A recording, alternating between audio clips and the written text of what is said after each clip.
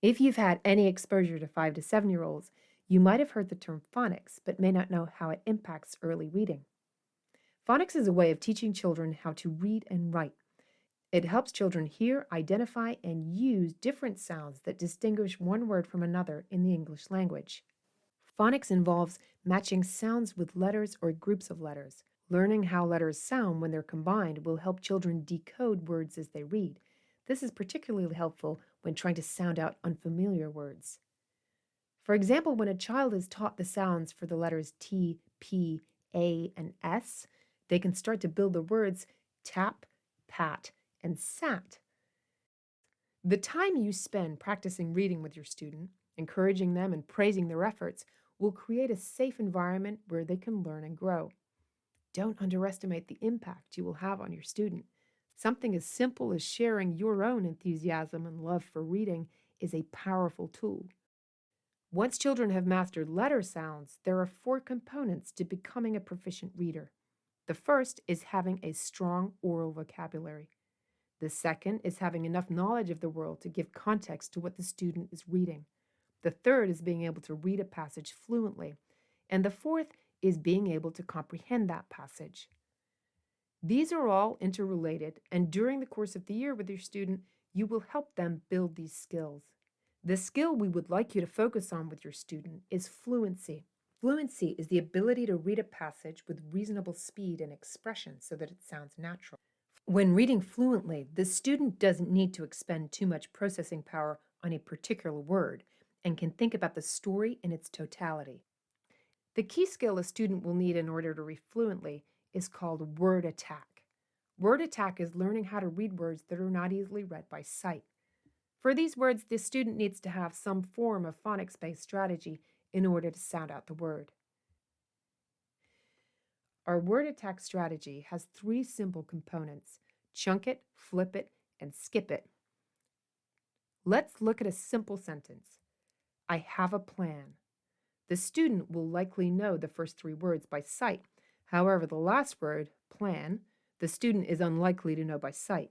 In order to understand the sentence, the student will need to know some kind of phonics strategy to sound out the word. The student may try to sound out each letter and then blend them together, but that is difficult for a 6-year-old and may lead to frustration. The word attack we recommend is called chunking.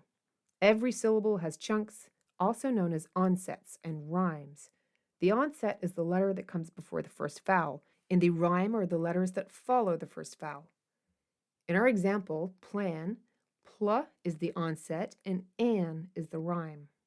When a student comes across a difficult word and knows how to use the chunking strategy, they can sound out each chunk, pl, an, to attack that difficult word. The second strategy is called flip it. Flipping a vowel sound can help a student make sense of a word that is difficult to sound out. For example, when sounding out the word table, the student is likely to sound out using a short vowel sound, such as ta. Coaching the student to flip the short vowel sound for a long vowel sound will help the student sound out the word. The third strategy is called skip it. While we want students to give the word a try, we don't want them to dwell too long on a word they just can't seem to identify. Have your student continue reading the sentence and return to the difficult word after finishing the story. In addition to word attack skills, blending and sounding out, children also need encouragement to enjoy and understand the stories you read together.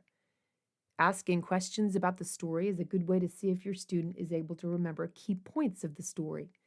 But helping a child develop their comprehension skills is about much more than asking questions to test their memory. Comprehension is about developing connections between what they have seen in the book and the world they understand. Can the student tell you about the story in their own words, or make connections between the story and their own experiences? How would they feel if they were a character in the story? Having empathy with characters helps create thoughtful readers. Not all stories include comprehension questions, but feel free to spend time asking your student about the story when you're finished reading. Did they like it? If so, why? You may also want to recap or retell a story at the end as a fun activity. It's a great skill for young readers to develop. If a story does include comprehension questions, they will be presented on your screen at the end of the story.